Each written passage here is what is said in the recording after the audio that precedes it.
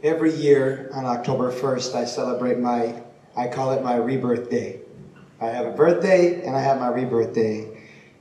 On October 1st, 1995, while driving through Watsonville, California, I ran a red, and my wife at the time screamed out. I turned to my left and I saw a gray van coming at me, but that's all I remember in regards to what really happened, because what I saw was myself averting all danger.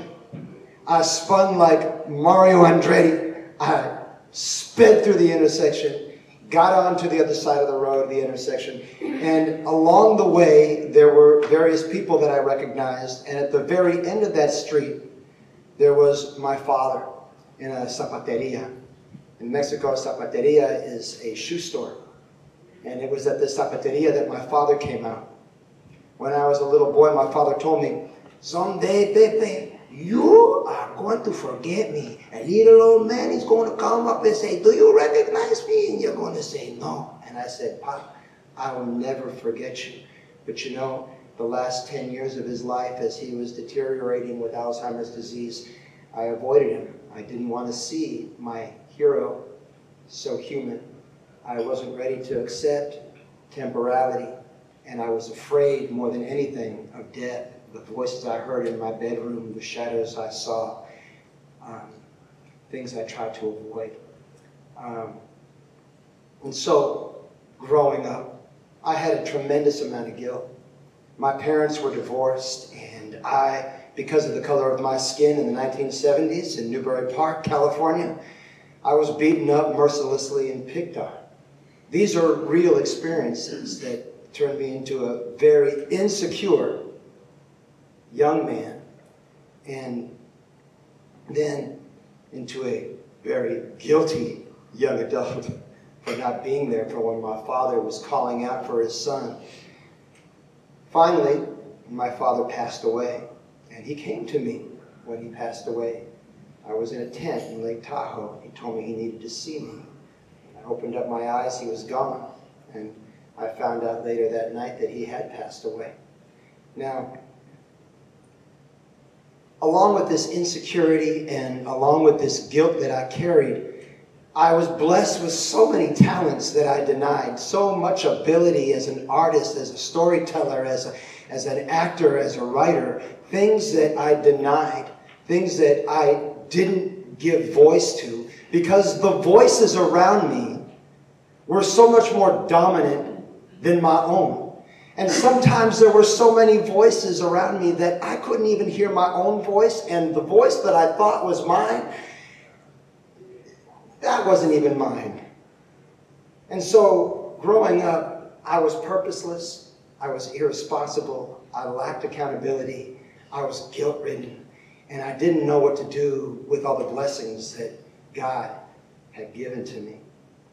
And then on October 1st, 1995, at the end of what I call the Boulevard of the Dead, in my book, On the Outskirts of Heaven, my beautiful wife, Tiffany, can show you our book if you would like to see it.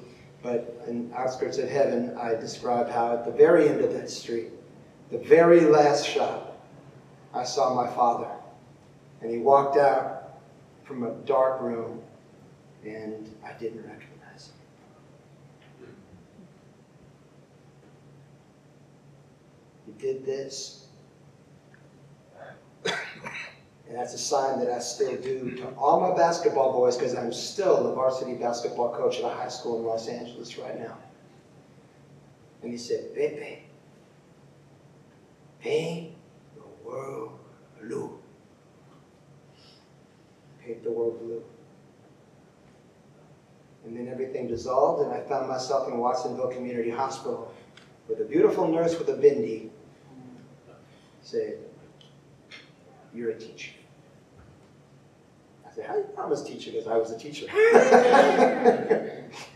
do you know I'm a teacher? Broken ribs, broken neck, rib going through my lung, grazing my heart, one fatality on the scene.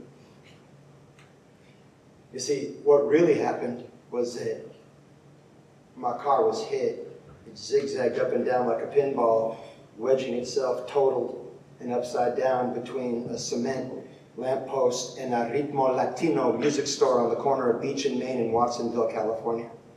They had to take the jaws of life to get us out. My wife at the time was not wearing a seatbelt, pregnant with my daughter. Not a bruise. Not a bruise. I, who had taken every precaution, I was as totaled as my car, right? The healing, the impact of that moment, so that I can finish up and stay on time. For myself, for the first time in my life, I understood my purpose to paint the world blue. For the first time in my life, I heard my voice louder than all the voices around me. For the first time in my life, I embraced all the gifts that in the past, when people say, "You're a good drawer." Nah. Man, you know what? You can write. But for the first time, I said thank you. And for the first time, I embraced those gifts, knowing that they were blessings upon me to do good with them. My great blessing from that experience was that I knew why I was here.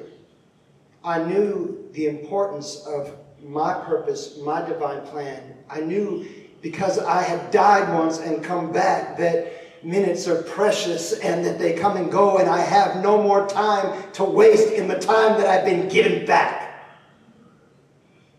As a teacher, I see kids every day, and I use my history, and I use my English, I use my illustrations, and I use my writing, and I use basketball as a tool with the at-risk boys I see every day, year-round, to inspire them to live out their purpose, to not waste time, to understand what they're blessed with, and to understand that fulfilling their own purpose is the only way to achieve full happiness in their life. That it's not just their purpose, but it's God's will. I had a boy this last year, probably one of the best basketball players I've ever seen. NBA caliber. And like everybody says, when he walks into a room, he just lit it up. 6'5", could dunk it from jumping off a free throw line. His name, we called him X. And for the whole year, he was hard. Every day, he was a handful. People would come up to me and say, "You know, coach, he's going to be a handful for you to handle." I said, "I know." But every day I went to my wife, I said, "This boy's a handful. But you know what? This boy's worth it." Every day I went back to him, and I didn't mind the time, the extra time, over all the other boys that I had to spend with. Didn't mind the extra time I had to spend on him. We played 80 games in the course of 1 year. He might have finished 5 of them without being kicked out, fouling, or throwing a punch. But towards the end of the season, he was getting better. Until the day before our playoff game, where he jumped off a building and ended his life at 17.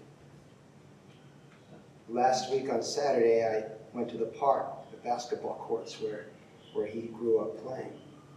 And it was his 18th birthday, and we threw the balloons up, and we counted out, and we said, "Happy birthday, X, happy birthday, we love you." My purpose in life is to inspire and motivate and guide people towards their own purpose. When I'm doing that, when I'm telling my stories, when I'm in front of you, when I'm writing my books, when I'm drawing my pictures, when I'm coaching my boys, I'm doing what I'm supposed to do. And it doesn't matter if I make $1 or if I make $1 million. This is what I do, and I do it for free because that's why I'm here. And I want my boys, and I want my students, and I want all who come to my retreats to understand that you can know what I know right now in front of you. You can fulfill your purpose too. And don't think that I'm not a better healer and a better person, a better teacher and coach.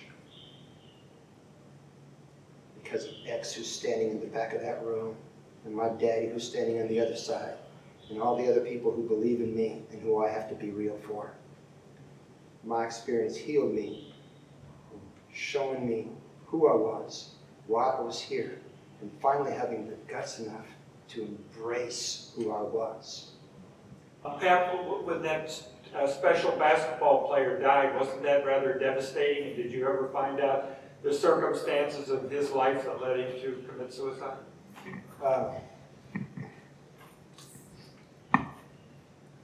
Yeah, it was probably the hardest thing I had to deal with. Here's a gentleman who has been to the other side, who's not afraid of dying, yet the impact of losing this wonderful young man pretty well knocked me for a loop, pretty well shut me down for 2 or 3 months. I had to go to Nantucket for the summer with my wife, you know, just to separate myself from all of that just for a little bit.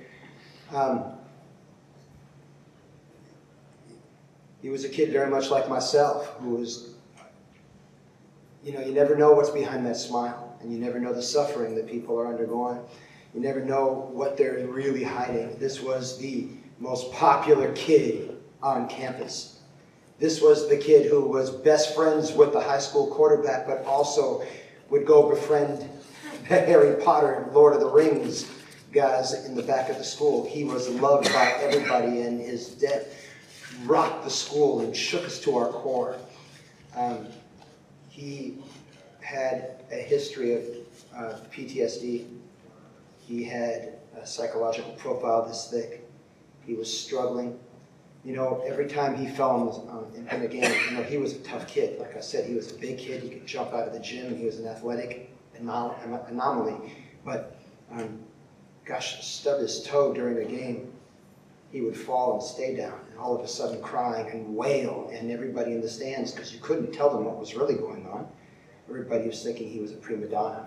Everybody thinking, why is coach giving him so much extra time? Why is it, if it was any of us, man, we'd be thrown out. But, you know, this was a kid that was struggling for a long time. And, you know, on the day that he ran from school, he ran through the hall. One of the teachers said, X.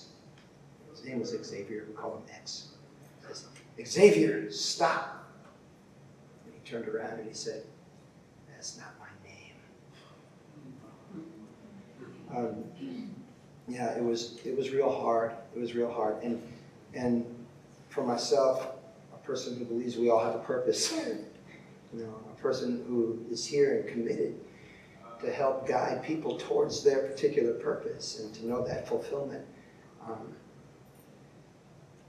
It's going to take a long time to process and rationalize, you know, because his passing had a purpose in my life and had a purpose in everybody who knew and loved him.